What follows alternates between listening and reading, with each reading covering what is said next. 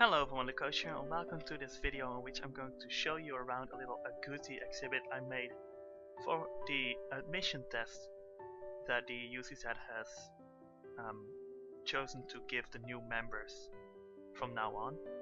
And because we have chosen to give all new members this admission test, we are also going to give all the current members the same test in order to make it fair and to make sure that the current members also fit the project and have the right mentality and building skills needed for the project to be successful and to be the way we intended it to be.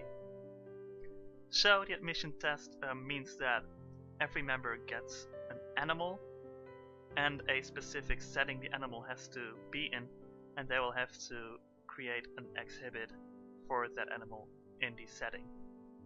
The setting and animal I got were the Agouti in a medium-sized Mexican zoo. So,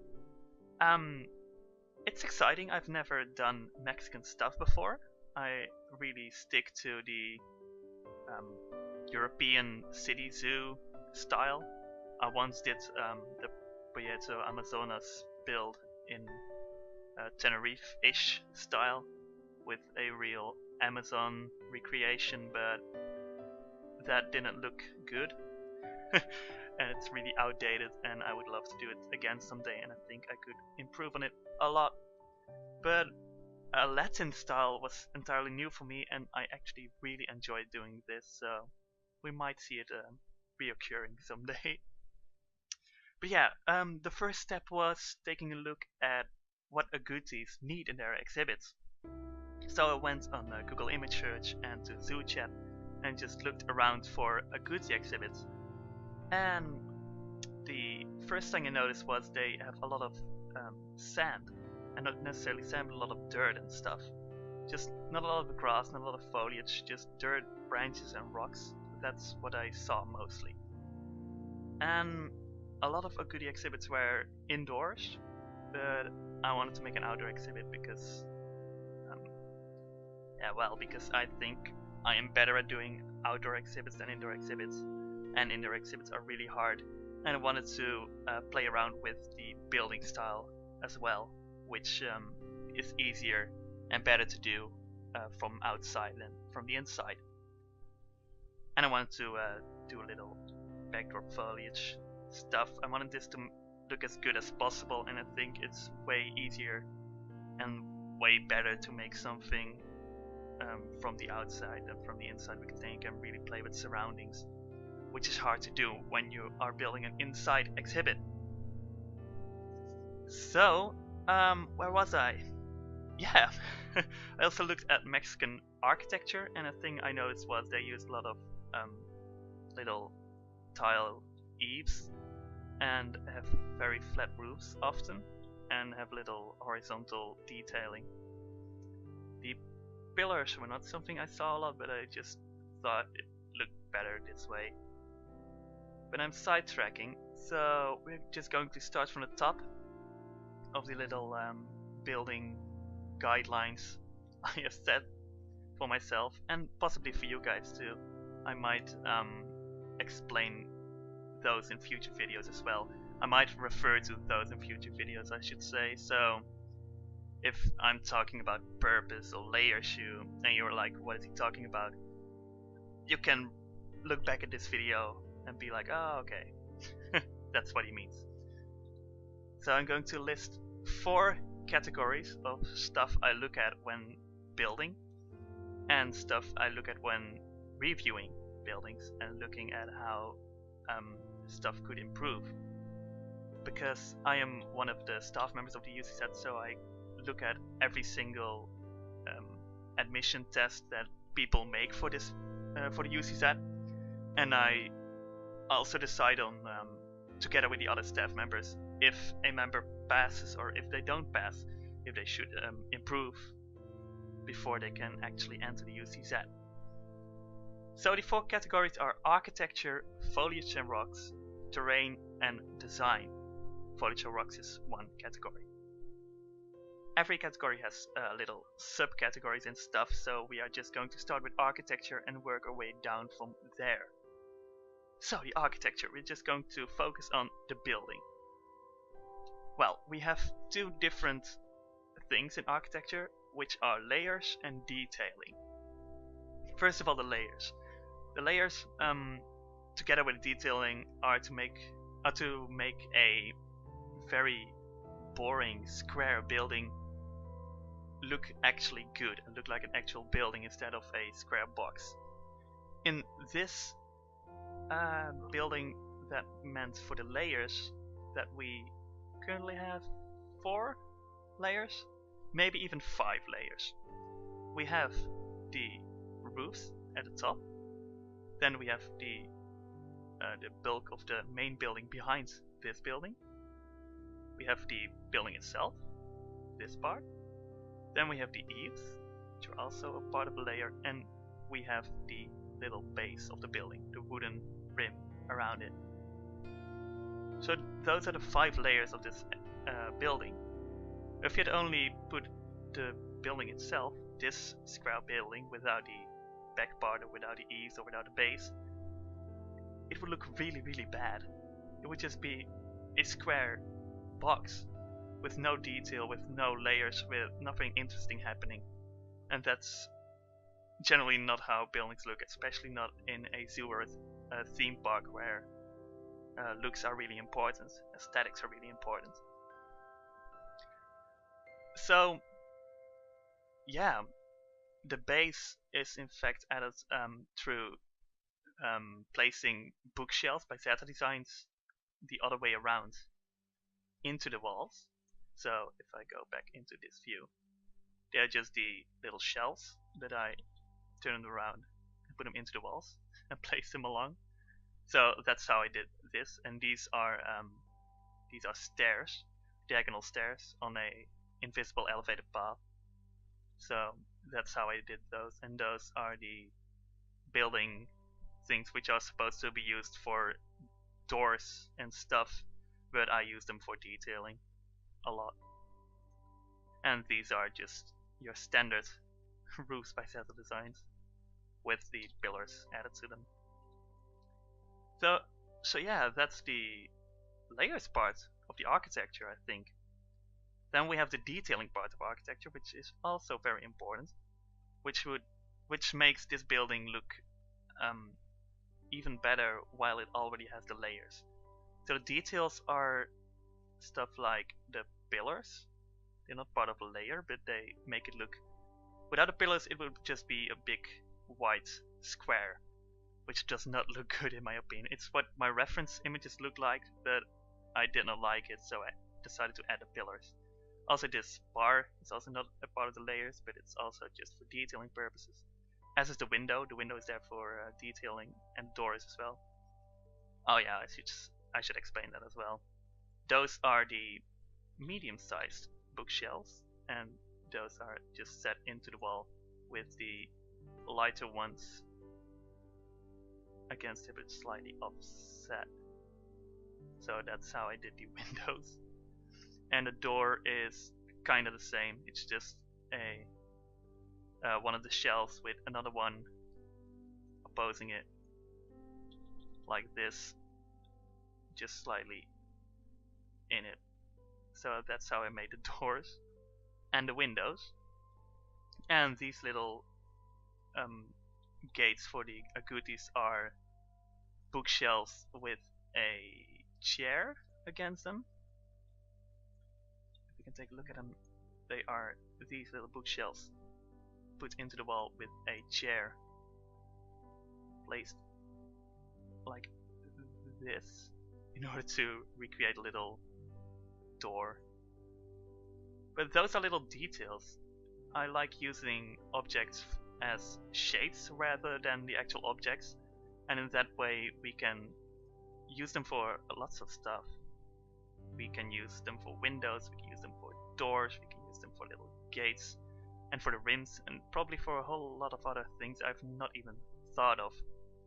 And I think that is what makes a creative tycoon game fun and makes it cool. But yeah, that's about everything I can say about the architecture part, I think. What else can I say? This is part of the architecture. It's just a little, what's it called? Not a balcony.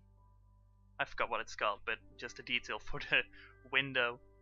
And yeah, I could have used just an elevated path here, but those are way steeper than the stairs, and I did not want that because then it would really have come down very sharply, and I like this way better. And I just like the little detailing of having a real, make it look like real tiles or real wooden planks laid out here instead of just having the very flat elevated paths. I just like it as a little detailing thing.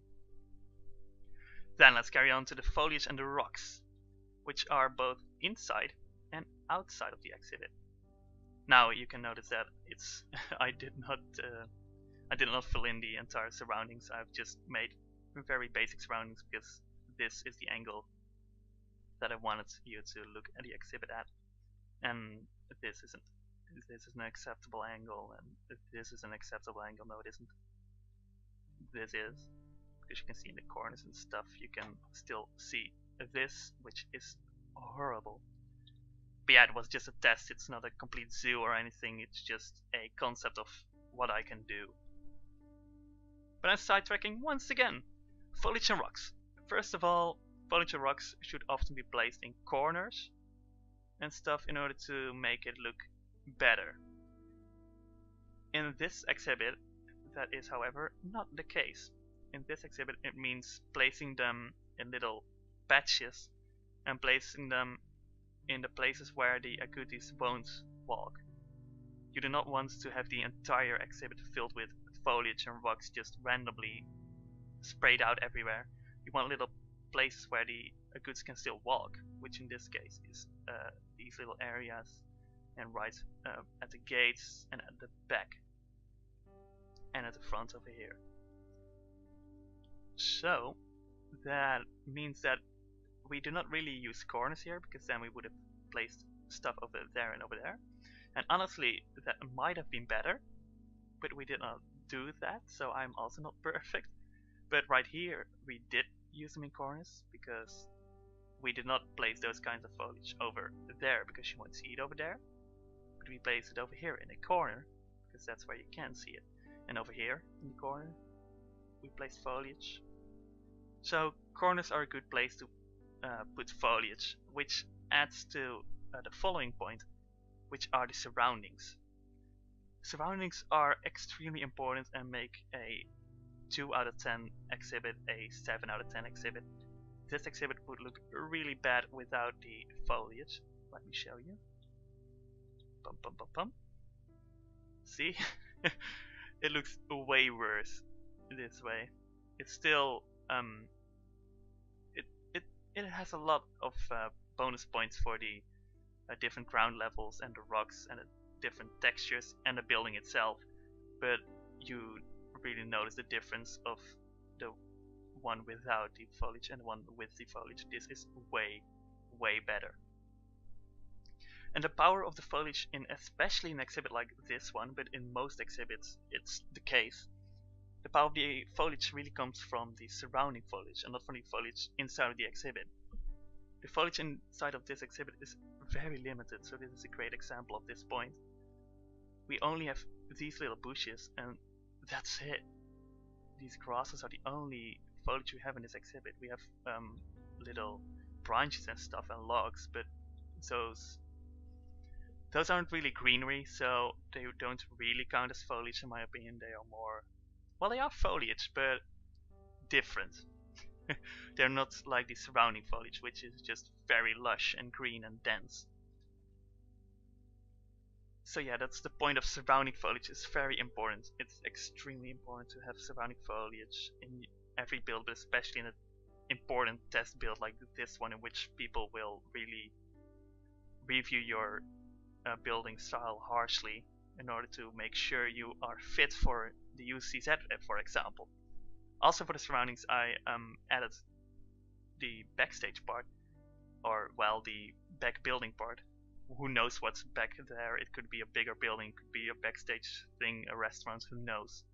And I added a little aviary, which you barely see, but it is there for a little bit of extra detail. Just some extra context for the exhibit to make it really look like it's in a zoo as opposed to just being a random exhibit in no man's land.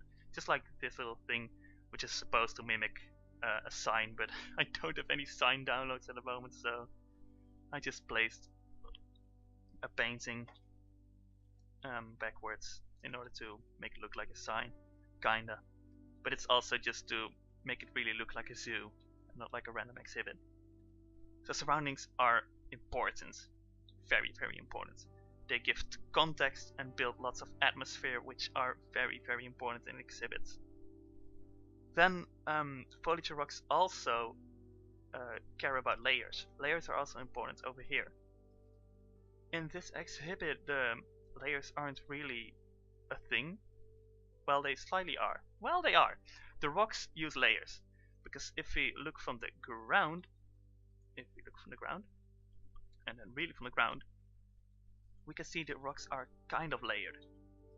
They, you can really see that in the middle you have a really high part and it goes downwards slightly, which is partly because of this rock itself. That's also why this rock looks really cool, but also because of the placement of the other rocks. If we only had a really big rock and other than that we had nothing, it would look very unnatural. And I personally am just a fan of having smaller rocks next to bigger rocks in order to make it more of a gradient, make it more of a smooth thing to look at. So right here we also have these tiny little rocks which make it look better, and these tiny little rocks which all add to make this look better than if we only had the really big rocks. It makes it look more natural and more pretty and just better to look at. And the same for this little bunch of rocks. It's a couple of rocks put together, and it also has this smaller one, and you can really see it has a slope to it. It's not just a big rock and that's it. It has layers to it. And the foliage itself actually has multiple layers. You have the rocks, but you also have the branches. The branches tower above the rocks, and especially from an Agouti point of view, it makes it a bit more interesting than if you did not have the branches there. Because if you did not have the branches there, it would be very flat and barren. But right now we also have these over here, so it's a bit more interesting, and in a way makes it look a bit how could I call it? It makes it look more busy, I think. It doesn't make it look like a very empty exhibit, whilst in fact it pretty much is. It's just a circle of dirt and some rocks and some branches, but because of the different layers it doesn't look like that. It looks a little more natural and looks interesting and cool. Then colors. Colors are extremely important in foliage, and in this exhibit it's very clear what the colors are. It's very clear if you look at this little part. The colors over here all match. You have the very warm and also slightly desaturated colors, which make it really look like a Latin kinda setting. It makes it look like a very arid kind of thing, which is what I was going for. Not only for the Agouti exhibit itself, but also just for the Mexican setting. The surrounding foliage also does this, because if you take a look at my Dierbak series or the Dierbak Bodov series, you can see the foliage is a little bit more colorful, which represents the European foliage, but this is a lot more Christ words. It's a lot more desaturated. It's not as vibrant as the colorful, lush green in the other series. With some exceptions, of course. These are a lot greener, but if I looked at a couple of pictures of parks and stuff in Mexico, and they also had very dark greenish bushes, but they had lots of bushes in this kind of color. And I think contrast is also very important in foliage, especially in background foliage, because if you look at earlier exhibits I did for Deer Park, I think you will see that the background foliage is extremely boring, and because of that it starts becoming very unrealistic. Because in these earlier builds I only had two different kinds of bushes in the background, which made it look very flat in a way. And then you can have as many layers as you want to, but then it will just look bad. And in this surrounding foliage I also put bigger trees in which you can actually see the branches and stuff, also in this one and in this one. So that also adds to giving it a little bit more of a mix and makes it more than just a bunch of leaves. It actually makes it look like it's a lot of trees, a bunch of trees, and not just a bunch of bushes. Variety is also important. It's not a subcategory of the rocks and foliage category, which has been going on for a long time now, but I want to explain everything clearly, or at least try to. So the variety is important, and we did that over here. I already talked about it seconds ago. Variety in colors is important, but also in shapes. So it's important to not only have the bushes, which are amazing, but should be mixed with other stuff. And especially in this little exhibit I used, I think, around 10 or 12 different kinds of foliage. I used these colors, these, and in the back you have another one, this is another one, that is another one, that is another one. So I have lots of different trees, which make it look a lot more interesting, but all the colors are pretty close together and all look very realistic. They're not too green or too desaturated, they just look realistic and they fit the colors in the exhibit itself. Detailing in foliage is also important, and it also fits a little bit with layering, because you have the upper layers with the big trees with the branches, then you have the middle layer with the big just bunch of leaves, and then you have the lower layers with smaller bushes and shrubs and plants and stuff, which the lowest layer is allowed to have more color, in my opinion, or at least not color, but just different colors than the middle layer. The middle layer should have very little color other than just a mix of greens. The upper one could have different colors and the lower one could have different colors, but the middle one should be very still. Otherwise, if all three layers have different colors, it becomes very distracting from the actual build. And it is distracting right now as well, but it might be because we're just focusing on it right now. But all in all, right, this isn't too distracting. But if we had big white leaves over here and red leaves over there, it would be very distracting. But right now the only colors we have in the foliage are these little branches, which are very calm colors and kinda look like these colors of the building. Just like these colors, these are just whites and a little bit of red, and the red accentuates the wood and the white accentuates the little plaster building stuff we have over there, and the path as well.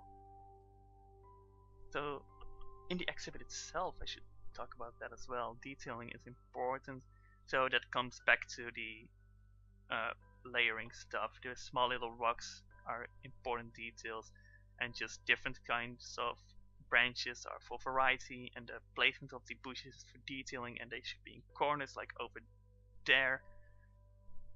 Yeah, that's foliage and rocks in a nutshell. Then terraining. Terraining is important, and it's something I didn't do a lot in this exhibit, but it's also something which you can do without. It is not a extremely important thing, but it can make a boring exhibit look less boring if it does look boring.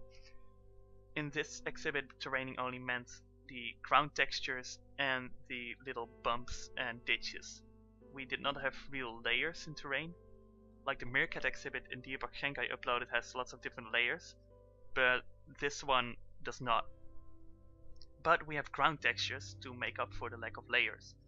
We have lots of different biomes in here, but I do not call them biomes, I call them ground textures because that's how I use them. We have the grassland one, we have the benthic one, tropical rainforest, temperate forest, swampland, the benthic grass. Oh, that's a sound. The benthic grass, the boreal forest, and the tropical savanna.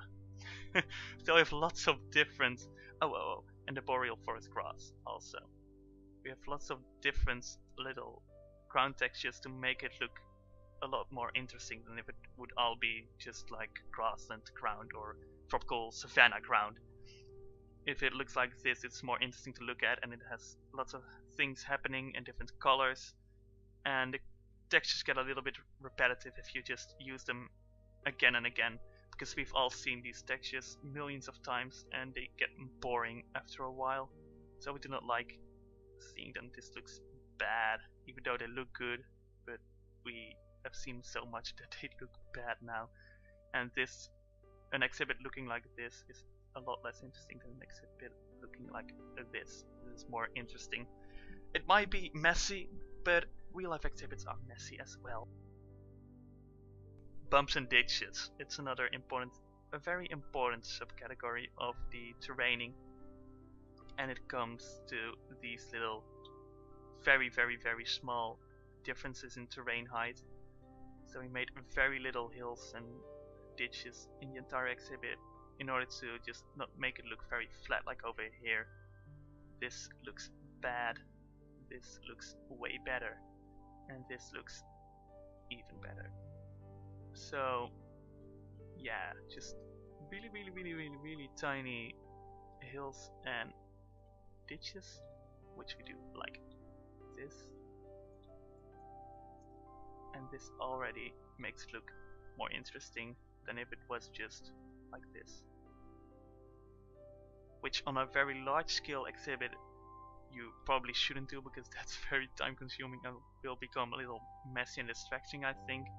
But in a small scale exhibit like this one, it's a very strong technique to use to make it look a lot better and to make it look lived in by the animals. Then design of exhibits is probably the most important one, and probably the one we are looking at the most for the UCZ, because the other ones you can really teach people. It's all just a bunch of techniques, everything I've talked about so far. But design really yeah. For good design you really need the proper mindset. You need to have a proper mentality, which is not easy to teach, and I probably can't teach you either, but I will try to explain it. Design comes down to one thing, and that's building with purpose. And building with purpose means that everything you place should have a purpose in the zoo, or for the guests, or for the animals. So we will divide the category of design into 3 subcategories: purpose for the animals, purpose for the guests, and purpose for the zoo. Because those are the 3 elements which are important in an exhibit. For the animals, it's important that the animals can live in here and all their needs are adequately provided. The guests, there needs to be purpose for the guests in order for the guests to be able to see the animals in a proper way. And for the zoo, it needs to be a not a crazily expensive exhibit for animals like agoutis, and the animals need to have a little backstage part if they need to have it. Most of the times it is required to have a backstage part. Of course not always, but it's most of the times it's a nice little detail.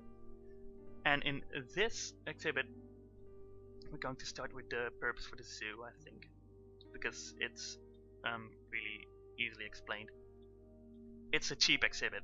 It's just the building, which is part of a bigger building as well. If it was only the building itself, it would be way too expensive for a simple Agouti exhibit, unless it was a really small zoo and Agoutis were a very special species for their zoo. Then they could pump money into a big building for them because they're special for them. But right now it's a medium-sized Mexican zoo, so they won't use a lot of money for a little Agouti exhibit. But this is also the entrance to a bigger building in the background, so it's fine. A building with a foliage, so an aviary, not a foliary, an aviary. So it's fine, and it's cheap because the most expensive thing here is probably just the glass over here, and that's fine because it's a medium-sized zoo. If we had really big exhibit with fancy foliage and lots of big rocks, it would be way too expensive for a medium-sized zoo. And that is the most important thing of the entire UCZ project. Working with limited resources and thinking about the resources a zoo could and would spend on every single thing. So that's something you really need to focus on if you plan on signing up for the UCZ. And personally, I think it's something you need to focus on in any zoo you build. And sometimes it can be fine, because if you're going to build your big dream zoo with T-Rexes and giant pandas and stuff, then you do not need to focus on money. But if you are building a medium Mexican zoo like I was over here, you really do, and it really makes something a lot more realistic if you think about how you would build it in real life. Then, for the guests. The purpose for the guests is really simple. The guests are in the zoo to see animals, and preferably in a natural habitat. Okay, this is an ugly angle because the stairs do not work from downstairs. From downstairs. Oh god, so if you look at it from over here, the guests walk in over here. This is possibly a bad thing, possibly a good thing. Because if you walk to the exhibit from here, you see there is an exhibit, because you can see it at the sides, but you do not immediately see what animal is in there. Now, you could want two things. You could want the people to immediately see the animals from where they're standing over here, or you could want people to only see it when they're walking over there. And I think that because we placed a wall over here, it would be logical that there would be a bigger, more important exhibit over here from which the zoo does not want people to lose attention from.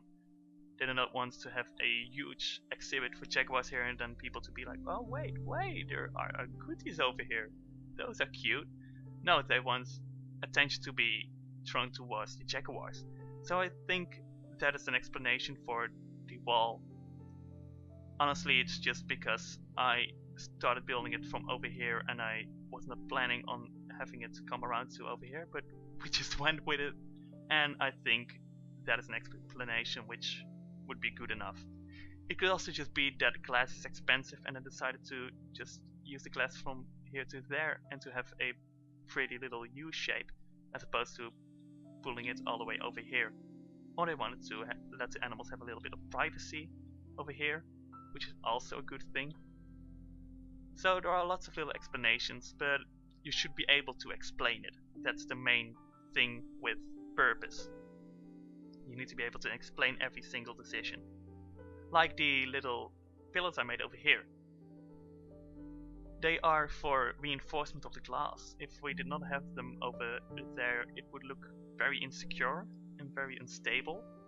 So right now it looks a little bit more stronger, because you wouldn't want the entire glass panels to just break and mess up the entire exhibit and the Agoutis, especially because it's all loose sand, so if there's glass in there, it's going to be a pain to clean up. So that's why I did the little pillars. Purpose for animals, huh? The last one. Purpose for animals. Yeah, we already talked about that with the foliage. little layers of foliage, little detail of foliage makes it look a lot more interesting for the animals.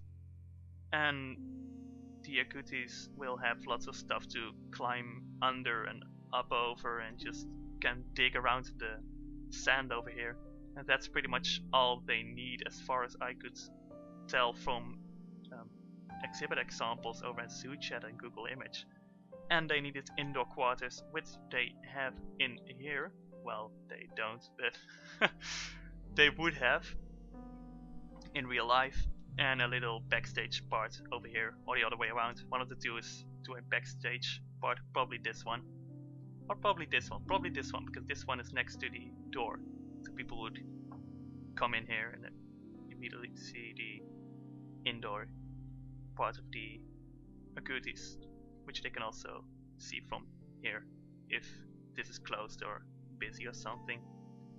Because agoutis are very nocturnal, I believe. I'm honestly not sure, but I've been told they're very nocturnal, so having an indoor part is a good idea, and having a secluded indoor part is an even better idea for times when the animals really feel like there's too much sunlight or just wants privacy. Then they can go over there.